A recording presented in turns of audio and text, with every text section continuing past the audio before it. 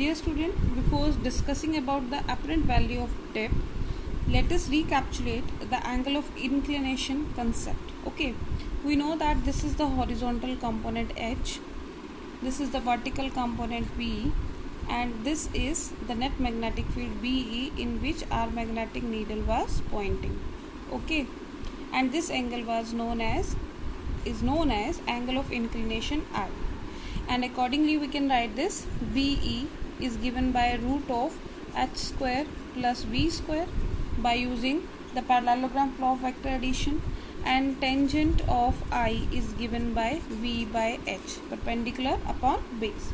Okay, now apparent value of dip means, now suppose this needle, if we suspend it freely, it will be inclined to angle I with the horizontal, but if we shift it to certain angle, okay, means it is freely suspended, it will remain like this. Now if we change its position in the vertical plane such that now it is making an angle theta.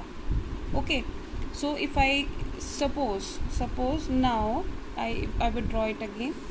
Let it is the horizontal component, it is making an angle theta with the horizontal, with the magnetic meridian. Okay, making angle theta with magnetic meridian, right, keeping this vertical component same. So actually that needle which was making an angle I, now it will make an angle I dash. Fine. So this component is h and this component will be new component h dash, which is equal to h cos theta, because now we can resolve this in terms of this h cos theta, and this component will remain same.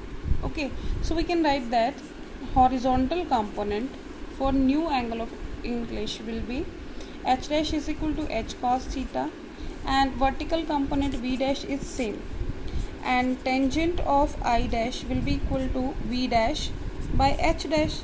Now v dash is what? V. H dash is h cos theta. Now v by h was what? That was tangent I. So that is equal to tangent I by cos of theta. Means the apparent dip will be related by this relation.